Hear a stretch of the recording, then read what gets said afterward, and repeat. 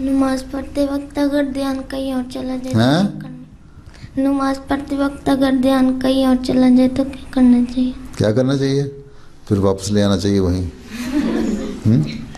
اگر چلا جاتا ہے نا، تم نماز پڑھ رہی ہو اور تمہارا دھیان چلا گیا کہ میری فرانس سہیلی تھی، اس کے ساتھ میں کل کھیل رہی تھی اور یہ ہمیں وہاں کھیلتے ہوئے ہوا، لڑائی ہوئی، اسی طرف ڈوب جاؤ، تو واپس آ جاؤ. ہیں؟ ٹھیک ہے، استغفار پڑھو اور پھر واپس نماز کی طرف آ جاؤ.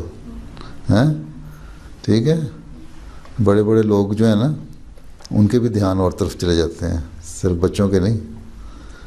تو ایک دفعہ ایک بزرگ تھے، وہ ایک مسجد میں گئے، وہاں امام جو تھا نا نماز پڑھا رہا تھا، اس کے پیچھے نماز پڑھنے لگ گئے.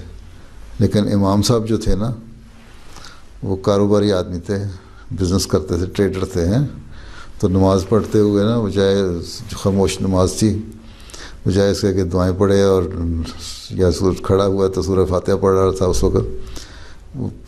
پڑھ تو وہ رہا ہوگا، لیکن اس کا دھیان یہ تھا کہ میں یہاں سے اتنا سامان خریدوں گا، ہیں، پھر فلاں شہر دہلی میں جا کے بیچوں گا، ہیں، دہلی سے پھر میں خریدوں گا، اتنا منافع ہوگا، پھر کلکتہ جا کے بیچوں گا، پھر وہاں سے میں جاؤں گا تو سمندر پہ جہاز پہ بیٹھ کے پھر مکے جا کے بیچوں گا، پھر وہاں سے مجھے اتنا منافع ہوگا.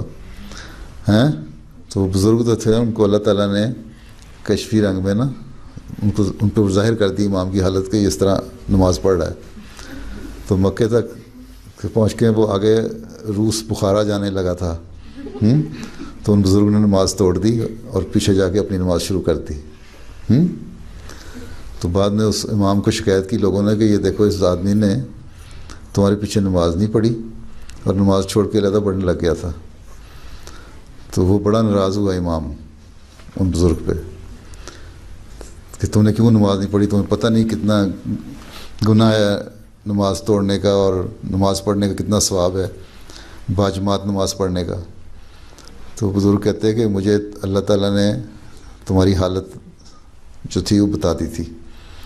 میں مکے تک تو تمہارے ساتھ جا سکتا تھا، اس کے بعد میں بوڑھا اور کمزور آدمی ہوں، میں بخارا تک اور روس تک سفر نہیں کر سکتا تمہارے ساتھ، اس لیے میں نماز توڑ کے اپنے پیچھے آ گیا ہوں. تو اگر ایسی حالت ہو نا نماز کی، جو دوسری باتیں یاد آ جائیں، تو استغفار پڑھو، اعوذ باللہ من الشیطان الرجیم پڑھو، پھر دوبارہ سوچ کے نماز پڑھنے لگے جاؤ. ایسا ایسا عادت پڑ جاتی ہے. ہیں؟ ٹھیک ہے. اور ایک جو قیام نماز کہتا ہے نا اللہ تعالیٰ کہ نماز کو قائم کرو، تو حضرت مسیح صاحب نے لکھا ہے قائم کرنے کا ایک مطلب یہ بھی ہے کہ اگر ادھر ادھر کے خیالات آتے ہیں نا، تو دوبارہ واپس استغفار کر کے نماز کی طرف توجہ کرو، تو پھر آہستہ آہستہ عادت پڑ جاتی ہے توجہ قائم رکھنے کی. چھوٹوں کو بڑوں کو سب کو آ جاتے ہیں خیال کو اتنی، اس لیے طریقہ یہی ہے کہ پھر استغفار پڑھ کے واپس آ جاؤ، بجائے کہ دور کے سفر پہ چلے جاؤ.